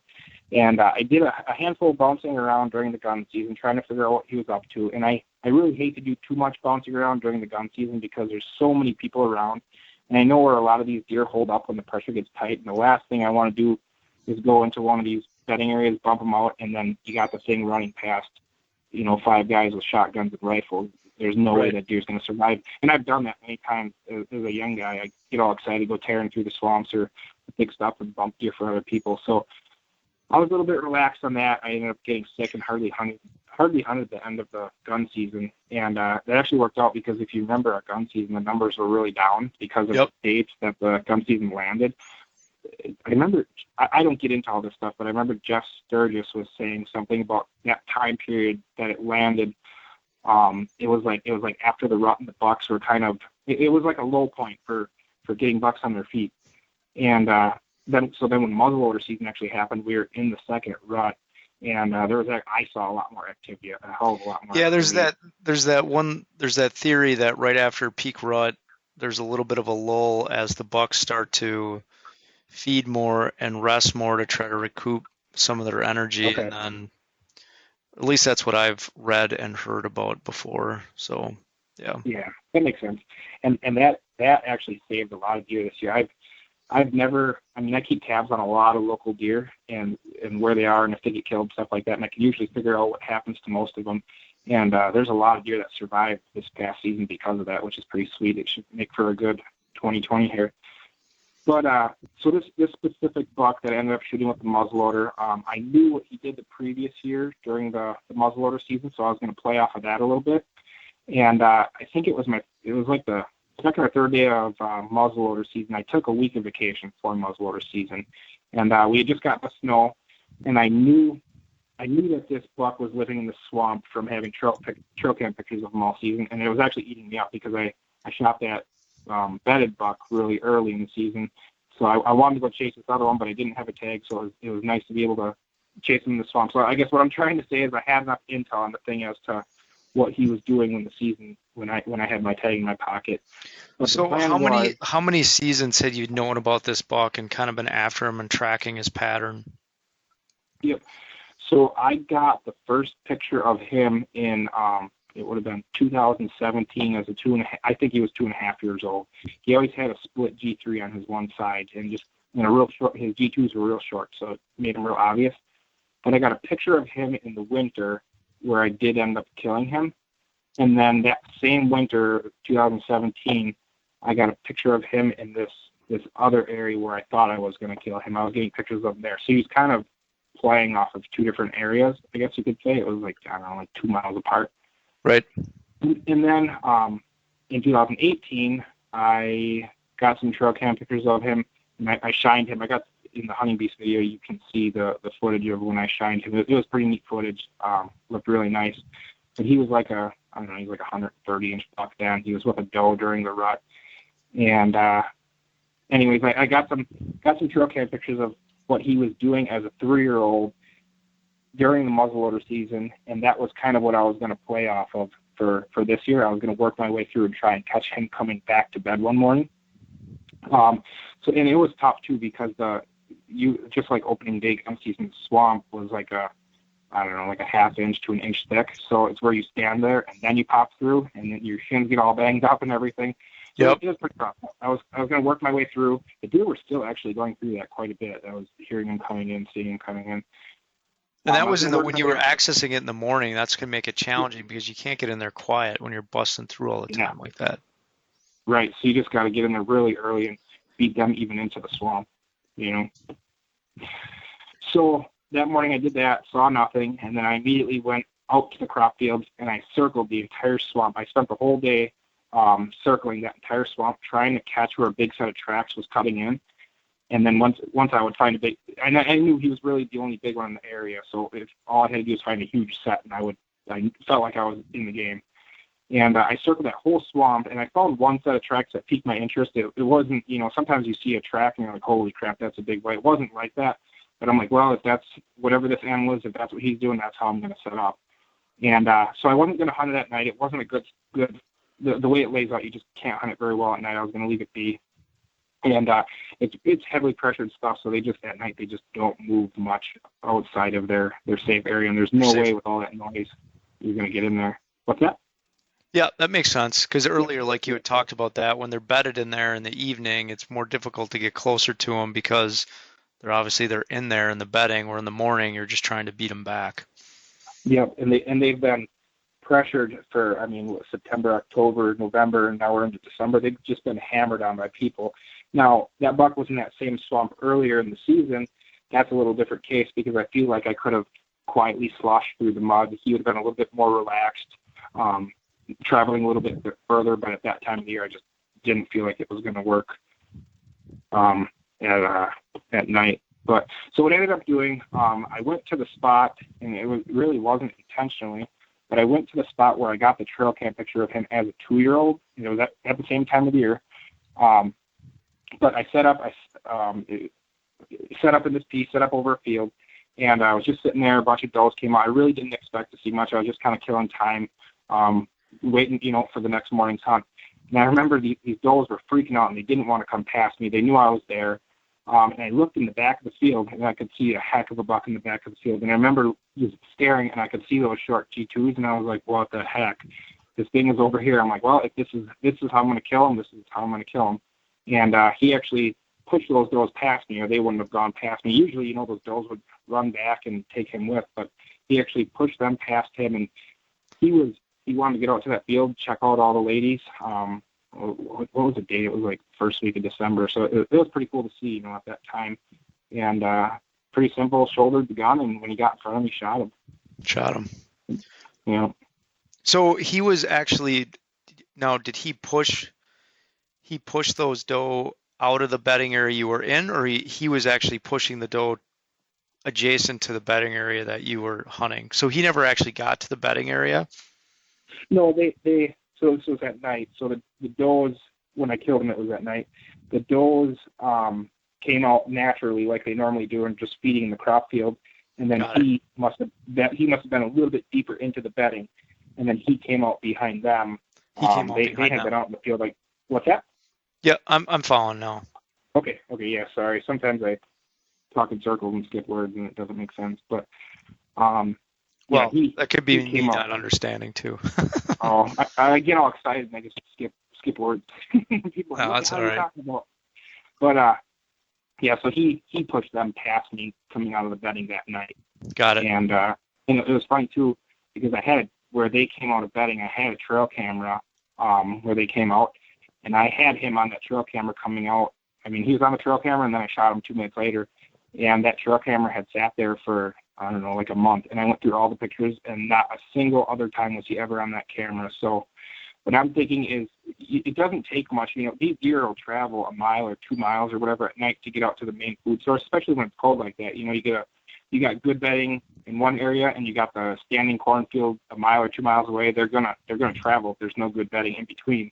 And it doesn't take much for deer from multiple bedding areas to all meet up in the same crop field at night, and then suddenly you've got a hot doe dragging non-local buck back to a whole different area. You know what I mean? That's my assumption kind of as to what happened. A hot doe drug him back that night. He went with her and came out where he wasn't supposed to be. Yeah. Yeah. That was an sort of like an unplanned benefit of that doe being in the area, but also planning on being able to capitalize on the late rut that was happening as well. Right. And that was another thing I've talked to Andy May about. Andy May kills a lot of his deer that way, where he'll see him do something. They'll be in an area for 2 or 3 days, repeatedly, year after year after year. And like I said, as a 2-year-old, he was there in that same field doing a similar thing. And so it's not something that the buck was unfamiliar with. It was probably something he didn't like to do as much for whatever reason. But that sometimes you watch for those little repetitive things that they do over and over year after year, and you can maybe capitalize on them. Yeah, I've seen that, and you know, that conservancy property that we hunt, because we've been able to hunt it for several years now, and we've got some history just with trail cam photos, to be able to see how mature deer move through specific areas the same way every year. And a couple of the real mature ones, we're talking like, we've only had encounters with them in daylight. I mean, Dan had some encounters in daylight maybe out of the last 7 years 2 times, but the rest of the travel time is all at night. And it's a lot of these photos are like 1 a.m. and 3 a.m., but we're kind of dealing with adjacent bedding areas and whatnot. But what's interesting is even though it's different mature deer, like 4-year plus deer, they're always showing up in these same areas during the same time of the year, traveling on the same corridors. So Yep. I That's cool.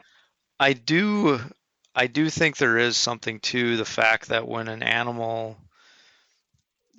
when they do get older, they get almost like they want to stick tighter to their safe zone in some cases, and especially in an area where they feel comfortable.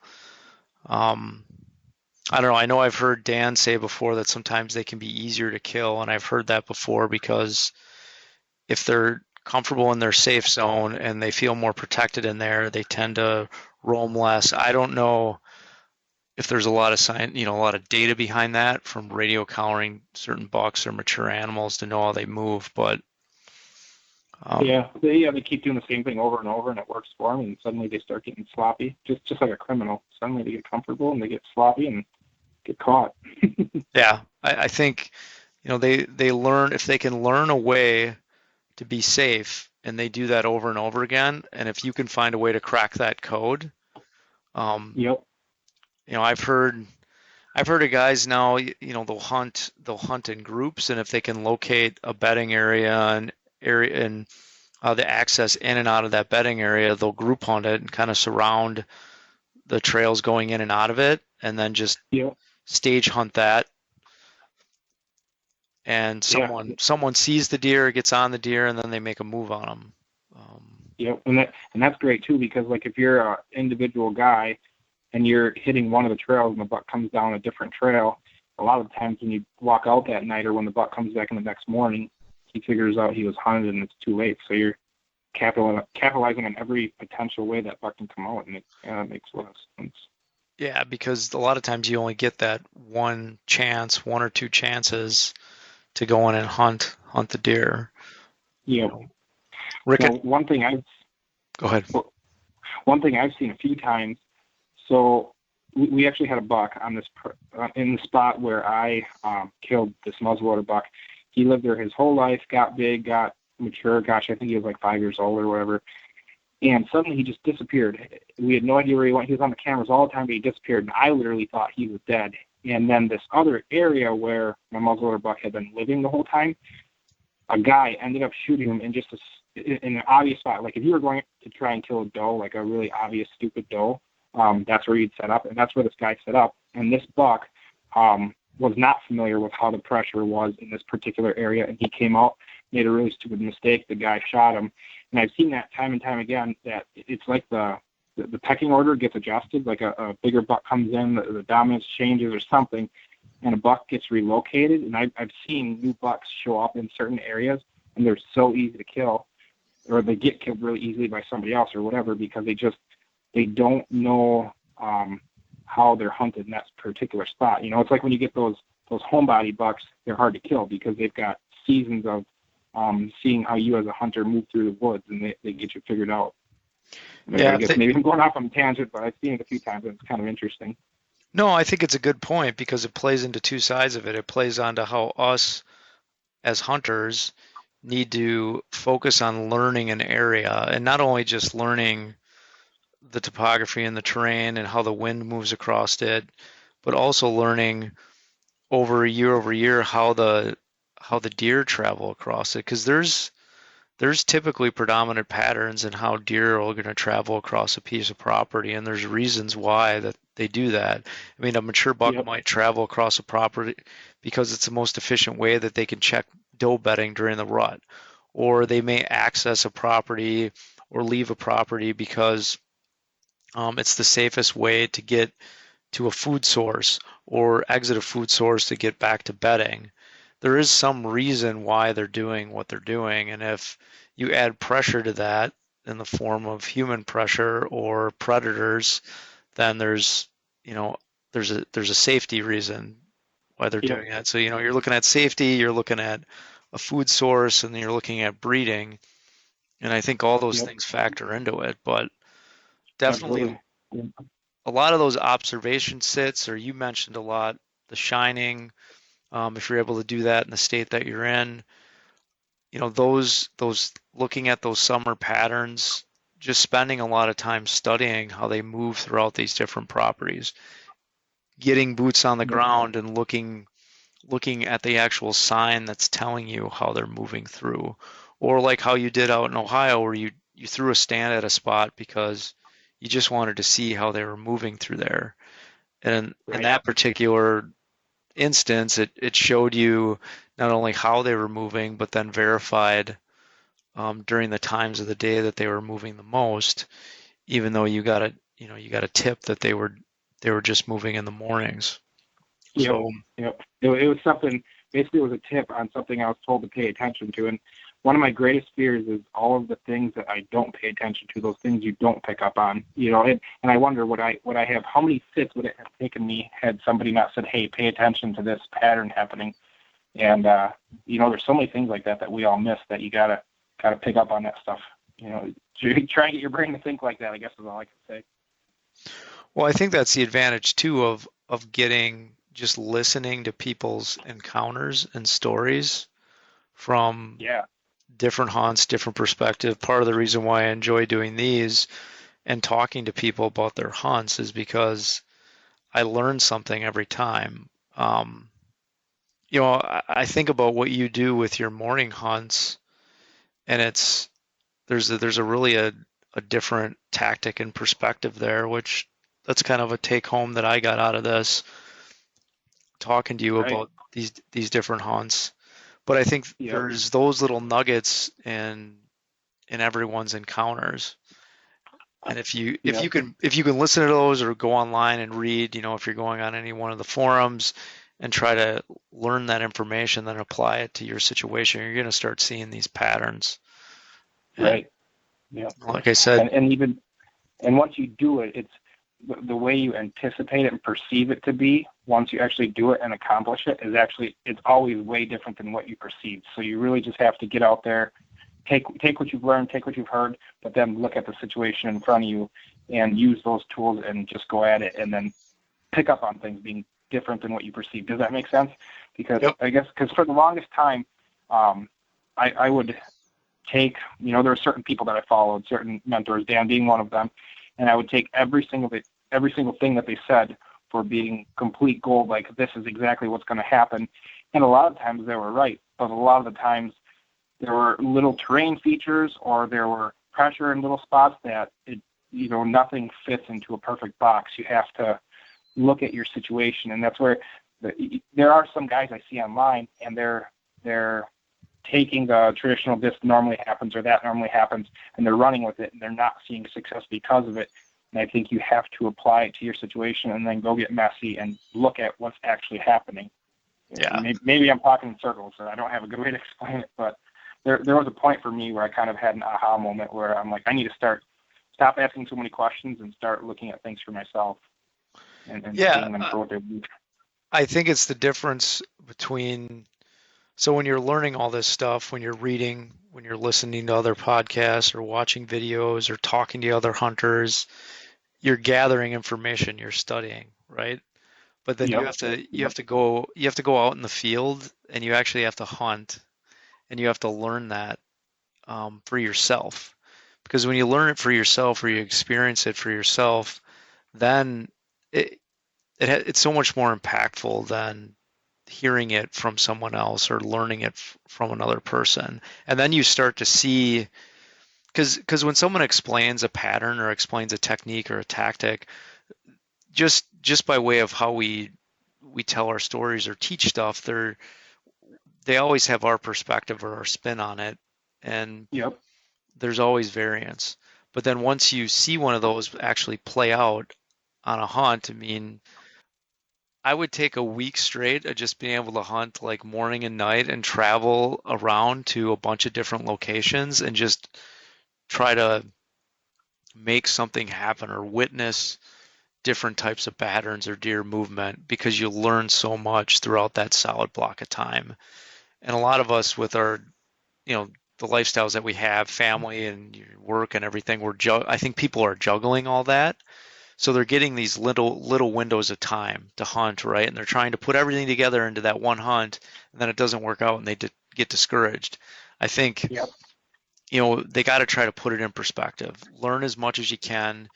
Get out and scout those areas so you have this big log of areas you can potentially go to, and just experience for what it is. When you get out there, you Yep. put your best foot forward, but realize there's a million different scenarios of how it could play out. And if it doesn't work to your advantage, try to get out as fast as you can the next time as your schedule permits. Yep. And Yep. for the younger guys that have a lot more time, if they don't have a lot of commitment or whoever you are, I mean, take advantage of that. Even if you don't have as much experience or don't have as much knowledge in the tactics, if you're able to spend a lot of time out in the field, you're going to learn. Yeah. Yep.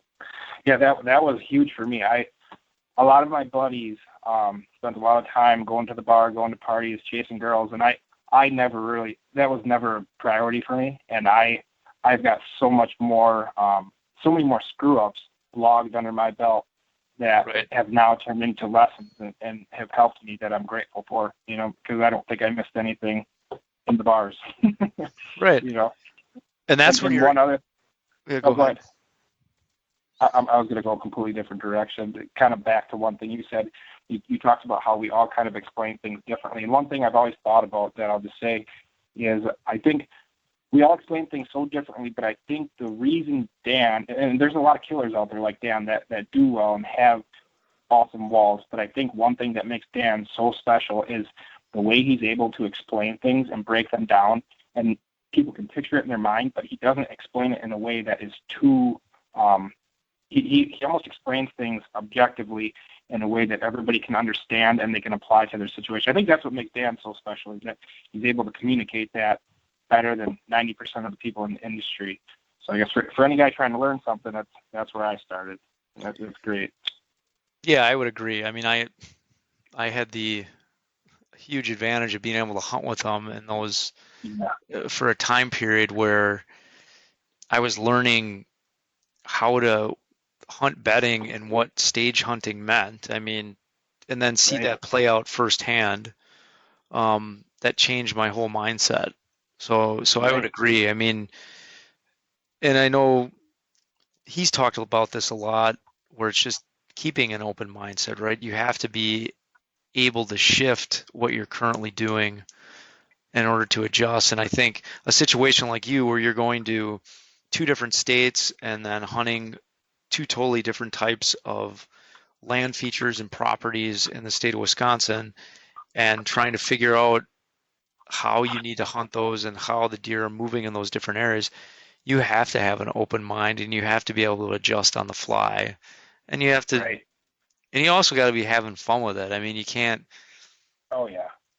part of, like I said, I mean, if you get the time to spend 4 days solid hunting, or you're out of state, you get to do that, take advantage of it and have fun with it, because there's going to be a lot of lessons learned during that whole period. So Yeah, I agree. absolutely. So I guess, what are you thinking about for next season, Joe? So what have you been doing this spring? We can talk a little bit about your spring scouting that you've done. I know you just had a baby, so I saw you had your wife and the baby out doing a little scouting with you. Right. Yep. So just trying to get an inventory on what's alive so far and what I'll have next season. One buck I'm actually excited about. The same year that my muzzleloader popped up as a 2-year-old, there was also another buck in the area as a 2-year-old. He was high and tight. He was really, really neat looking. And I didn't have a tag at that point, so my dad actually chased him a little bit. I have some footage of him as a 2-year-old. And then as a 3-year-old, I don't know what happened with him. But then as a 4-year-old, I was talking to somebody earlier this year, and he's like, look at this buck I got pictures of over by me, and I instantly recognized it. So long story short, to kind of explain, this buck is all season. He's living in a refuge, comes out of the refuge a little bit onto this guy's property, but lives the whole season in this refuge. And then in the late season now, it's becoming a consistent thing. He's coming out and going to a place where I can kill him. And I think he's going to be a very, I don't want to use the word easy, but I think he's going to be an easy deer to kill because he's so used to the safety and security of a refuge. I think he thinks like a refuge deer. And just from watching him over the last, you call it 2 or 3 years or whatever, just the way he travels is so simple. So I'm going to be really picky in 2020 and not shooting anything little because I kind of want to have a tag for late season if he shows back up. But Sure. it's kind of a risky thing to do, to run your tag right to the buzzer like that. And then, like, we had an extended season this year where January, you could hunt all January. So if we have that, that's cool. I guess a neat little story. This buck I had heard about, one of my big things in the area, I do a lot of, I guess you could say, networking with people. And I almost make deals with people, I guess you could say. But one of the local guys, I'll just use his first name, he'll get a kick out of it. He's a very active beast member, Todd. He told me about a buck that was cutting through, or he told me about this buck cutting through a certain piece on public land. And I was like, holy crap, that thing is back. And I threw up some trail cameras to try and figure out what trails he was running. Uh-huh. So at the moment he shed, I could look for his antlers. And what I ended up doing is I put one of the cameras up, and I came back to check the camera a few days later. He wasn't on it. And then I came back a few days later, like I was checking it like every 2 days. So I think it was like 4 days later, I came back to check the camera, and laying in front of the camera off the side of this beat down trail in the snow was his antlers. So when I set up the camera, he had shed already. So I think it was like the middle of January this thing shed. So that's a whole nother issue where, if I wait for this deer to show up next year, I might have a 2-week window before he pops his antlers off. Right. So that's a whole nother deal too. But yeah, so now I appreciated Todd telling me about that, and because he told me that, I'm going to see if I can help him out a little bit next season, get him onto something out here. Sure. Sure. But I guess I've got a million different situations that I could sit and talk to you all night. Different things I'm going to try next year on different deer. The one that haunts me quite a bit is that buck that jumped up when I shot my bedded buck. I maybe have an idea on what he's doing if he's still alive. I reached out to a lot of people, showed people a lot of pictures, and nobody knew the buck. And usually I know a lot of people in my neighborhood, I guess you could say. I talk to a lot of these people, and usually if you get a picture of a buck, a neighbor has a picture of that same buck, and they'll tell you about it. But anyways, I think this... That's a dandy buck. Right? That's a dandy buck. Yeah. That one is.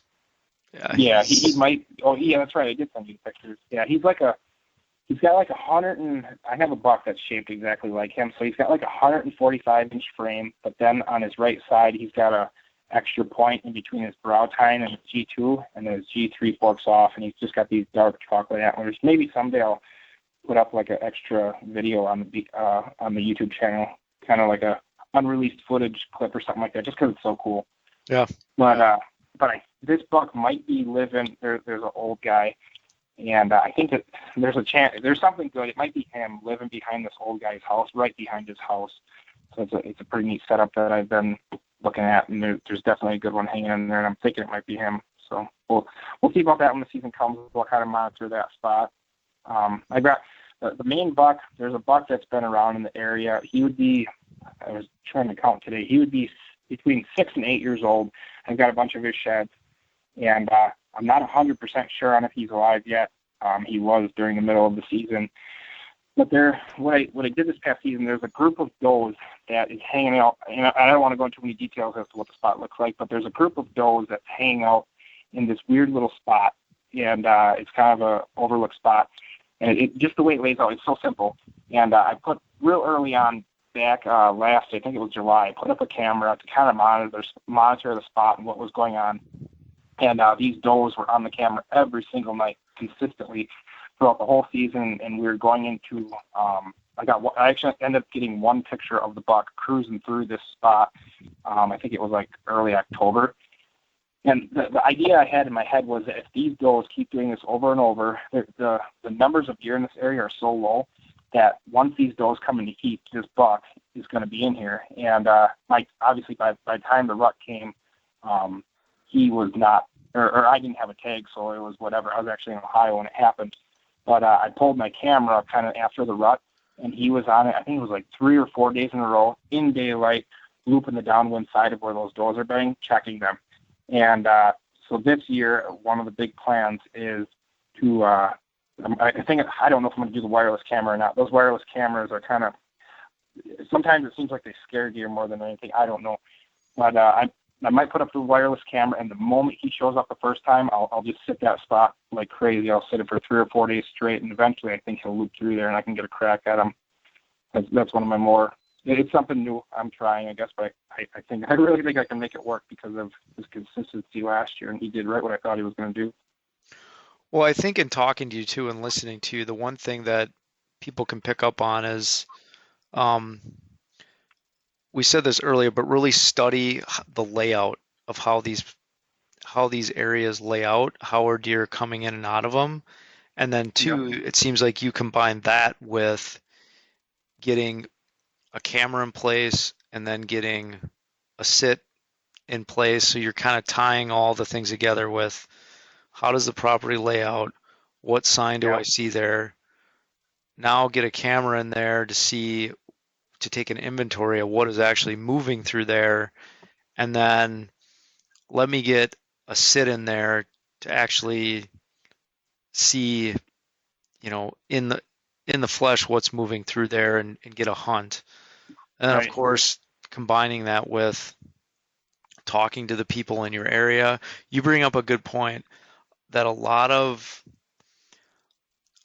us, when we hunt, it's kind of, we get into this pattern where we see something and we're worried about telling anyone about it. I think it's important that part of the enjoyment of hunting too is sharing stories and information, but you want to have trusted people that you can share that with. Yep. So, like you said, it's a barter system. You give them some information about an area that they're doing, they give you some information back, and you guys work together. You work together so you're all successful, and I think that can be really enjoyable to do that, especially when you're, it's with close friends, because you can have a close friend get on a buck and be really successful, and then you could, they can return the favor for you. Yep. Yeah. So that's cool. You're exactly correct. And even so, that high and tight buck in the late season, I did end up fighting both of his sheds, and like you say, all the local neighbors have probably seen those sheds, and they to be able to kill that buck, they kind of have to know what I know. So I really have no problem showing them the sheds. I mean, it'd be hard for them to screw it up for me, Sometimes it almost seems like the people that are the most secretive are the ones that really don't have anything to be secretive about. I don't know. Maybe I'm going off on a weird tangent there. I could get into a whole thing about communicating with other people on stuff like that. But yeah, I mean, it is I think people get scared and they get protective. I mean, if you sort of go over the rabbit hole where you get really competitive with hunting a deer down, and I think the reality of it is it's all part of the mix and the game that we're playing. I mean, it's interesting once you start talking to people. You really find out how heavily pressured certain deer are. When all of a sudden you realize there's like 10 or 15 people that might have this deer on trail cam, or they're walking in that area, or they're scouting in that area, and then you start looking at the patterns of how those deer are moving through an area, or only moving a little bit in daylight, and you're like, wow, that deer is really smart, or really knows his bedding area or his travel corridor really well, because he's avoiding all these people that are constantly seeing it. So exactly, and like that buck that I talked about, that I'd like to. These does keep coming through the spot, and I might throw up a wireless trail camera and catch him. The moment they come in to eat, I'd like to catch them that way. There's a crap load of people hunting in there, and I was actually getting them on trail camera quite a bit, all these different people, and it was interesting to see how some people were getting down out of the tree before the last 20 minutes of closing time. But the thing that I thought was interesting, so what it really comes down to is it's all about those does in there. And I figured out where those does are laying, and those does are really using their eyes and watching the hunters come in. So there's the way I would get in there to kill them. I have to slide through some cover, kind of in a weird way, and slide up the backside of a tree. Like it's really a beast style hunt, I guess you could say, to get in there. Well, your average guy is going in there. Those does knows that the does know that the person is there. They see the person climb the tree, and they never come out. So it's really kind of interesting. There's just a crap load of people that the deer have figured out, and I'm hoping to be the one guy that can kind of throw a rock wrench in in it. it. Yeah. Yeah. Well, cool. But, I think we're just about at the 2-hour mark, so I think we filled up a good podcast. But sounds good. well, thank you, Joe. I appreciate it. And yeah, absolutely. This will be a appreciate good all you one. guys. Appreciate all that you guys have done for me, and I hope you guys can get on the good ones next year as well. We got to get Dan. Boy, I think Dan ate his first tag in a long time, so he's due for something big here in 2020. Yeah, he had a lot of good encounters, was onto a lot of nice bucks, and just didn't swing his way this year. But yeah, better things to come. Next year will be fun too. We'll get some good stories in, and yeah, you got to twist my arm to get out of the state or go roam around a little bit more. Not let work tie me up so much. Yeah, you only live once, right? Yep. All right, sounds good. Sounds good. I'll take care. We'll see you, Joe. Yep. That concludes today's podcast episode. Please go to thehuntingbeast.com to post any discussions, questions, or comments regarding today's podcast episode.